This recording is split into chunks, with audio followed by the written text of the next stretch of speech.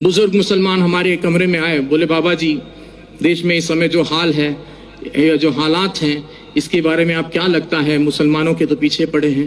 तो मैंने उनसे कहा कि मुसलमान होना अपने आप में गर्व की बात है, मुसलमान होना एक फख्र की बात है, बशर्ते कि वो मुसलमान हो।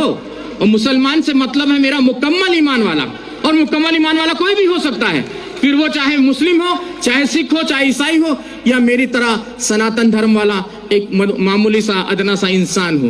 तो मुकम्मल ईमान आना जरूरी है, और जब मुकम्मल ईमान आ जाएगा तो मुसलमानों का कोई क्या बाल वाका कर सकता है। कहते हैं कि नूरे हक शमे इलाही को बुझा सकता है कौन, जिसका हामी हो खुदा उसको मिटा सकता है कौन। न तलवार की धार से, न गोलियों की बौछार से, रब का बंदा डरता है तो सिर्फ परवरदिगार से, और आपको किसी से डरने की कोई जरूरत नहीं है। एक छोटा सा किस्सा और आपको सुना दूं। कश्मीर की यह सत्य घटना है, हमें हमारे गुरुजी ने सुनाई थी। कहते एक मुसलमान जो सवेरे की नमाज होती है, फजर की शायद मेरे ख्याल से वही होती है, तो वो नमाज के वक्त वो जो है अपने घर से खोमचा बोलते हैं, छोटा सा ऐसा ठेला होता है जिसमें वो छोले और आलू उबाल कर घर से वो ले जाकर बेचते थे। तो बड़े ही अल्लाह के बंदे थे, बहुत ही ईश्वर की इबादत करने वाले बंदे थे। तो वो खोमचा बेचते थे और अल्लाह अल्लाह करते रहते थे। जो आता था उनको जो भी पैसा देता था वो उस पैसे को लेकर वो वहां खत्म कर देते थे मामला।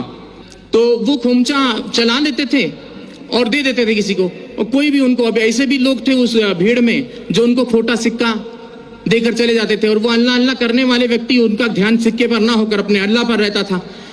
ऐसे काफी दिन गुजर गए। एक दिन वो अपने घर पहुंचे तो उन्होंने अपनी पत्नी से कहा कि भाई आज तुमने हमारे छोले और आलू जो खोमचा बनाती थी वो बनाया नहीं। तो बोले कि आज दुकानदार ने सामान नहीं दिया, सौदा नहीं दिया। बोले क्यों? बोले जितने भी सिक्के इकट्ठा किए हैं आपने ये सारे खोटे सिक्के हैं। बोले हाय अल्लाह।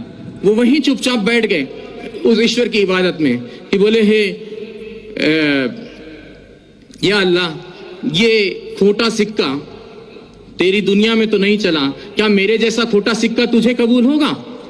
तो उसने उसी वक्त वहां पर एक नूर प्रकट हुआ और आवाज आई कि उस थैली में हाथ डालकर देख।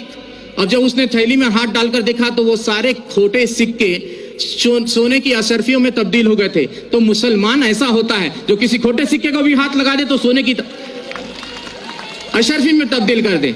तो इस चीज का ख्याल रखना चाहिए, मुसलमान को किसी से घबराने की जरूरत नहीं है।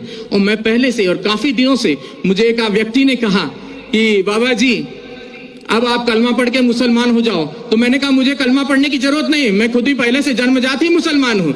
और मुसलमान का मतलब यह नहीं कि कलमा पढ़